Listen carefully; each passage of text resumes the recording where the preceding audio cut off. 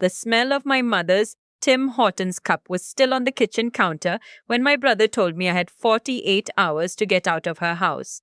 She'd been dead for 6 days. I remember standing in the doorway of the kitchen, still wearing the black dress from the burial, watching him go through the mail like it was already his, like she'd never existed, like the 32 years she'd spent in that house, the garden she tended every spring, the pencil marks on the doorframe tracking my height and his, the crack in the linoleum near the stove she always meant to fix, like none of it meant anything at all. My brother's name is Kevin. He's 4 years older than me. And for most of my life, I thought he was the steady one, the reliable one, the one who kept his head while I was the dreamer who moved to Vancouver for art school and came back to Peterborough at 29 when Mum got sick, because someone had to.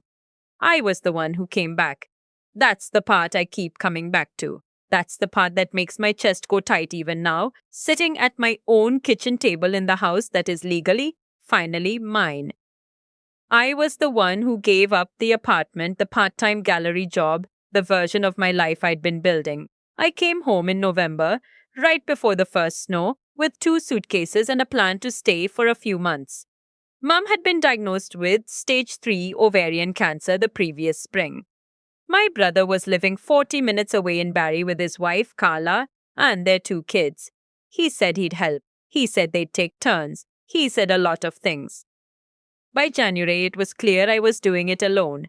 I'm not saying this to make him sound like a monster, not yet, because at the time I made excuses for him. He had the kids. He had the mortgage. He had a demanding job in logistics, and Carla didn't drive. And life was complicated, I told myself.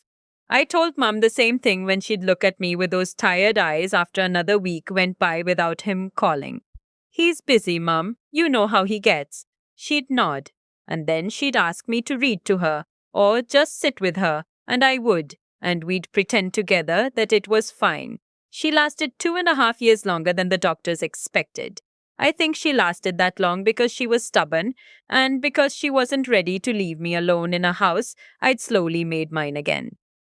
The garden became my project too. I learned which of her rose bushes needed the shade and which needed full sun. I figured out how she took her tea. I memorized the sound of her breathing so that in the night when it changed, I'd wake up. She died on a Tuesday in late March, quietly with my hand on hers. Kevin arrived 3 hours later. Carla was with him. I remember the way he walked in. Not like someone coming to grieve, but like someone arriving to take inventory. He went room to room. I thought maybe he was just processing the way people do things that don't make sense when they're overwhelmed. I made coffee. I let it go. The lawyer read the will 5 days later in a beige office on Simcoe Street. Mum had been organized about it. She was organized about everything. The will was clear. The house on Park Hill Road went to me. The registered savings split equally. The contents of the house at my discretion to distribute fairly. There was a letter attached, in her handwriting, explaining her reasoning. She said I had sacrificed the most. She said she wanted me to have stability. She said she was proud of me. Kevin went very still when the lawyer finished reading. Carla touched his arm. She didn't look at me. On the drive back to the house. Because I was staying there, of course, I'd been staying there for years by then. Kevin was quiet. I thought maybe that was okay.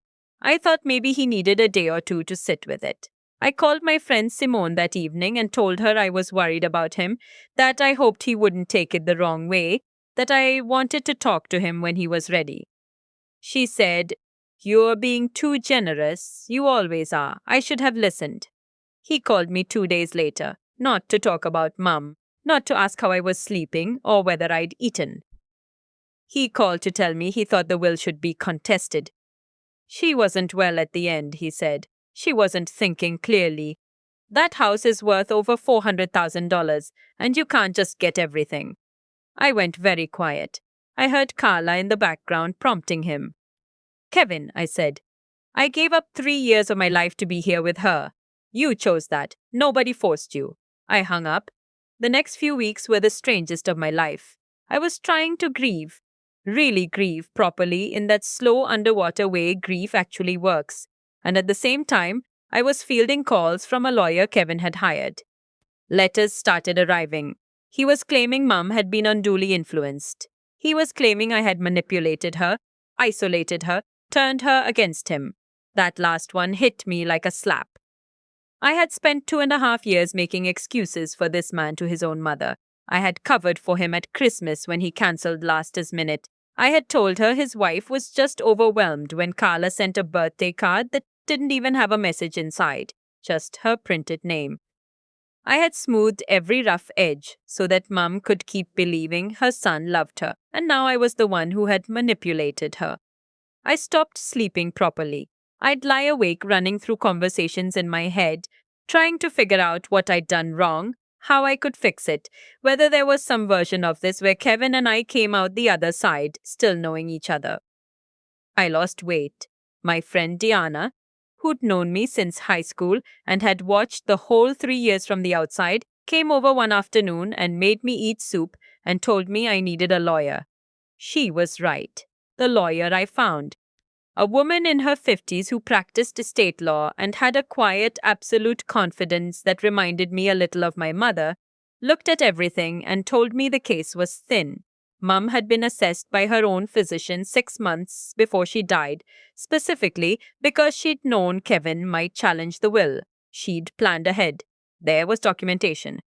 This is going to get dismissed, my lawyer told me, but it might take time, and it might get ugly before it does.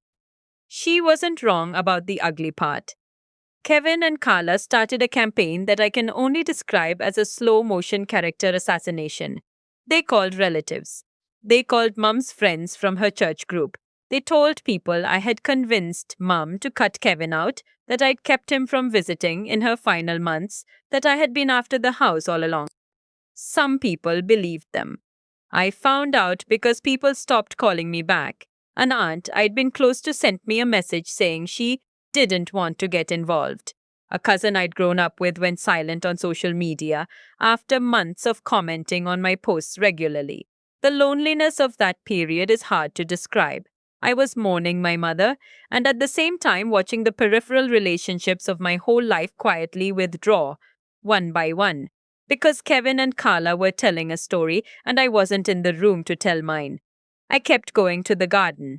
I don't know why, but I did. Even in April, when there wasn't much to do yet, I'd go out in the morning with my coffee and just stand there, looking at the rose bushes, the ones Mum had planted when we first moved in, when I was 7. There were 8 of them along the back fence. She'd named them all, quietly, never telling us, and I only found out because I found her garden journal after she died. A little spiral-bound notebook in the hall closet with notes going back 15 years. Mum with her handwriting.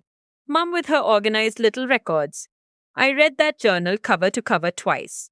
In early May, Kevin called again. I almost didn't answer. I should not have answered. But I did because I am my mother's daughter and she raised me to believe that family can be salvaged if you're patient enough.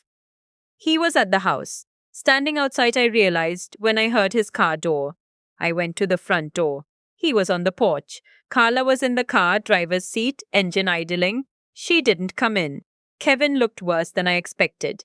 Tired, older. I felt the thing I always feel with him. That old pull of wanting to make it okay, wanting to be the one who holds it together.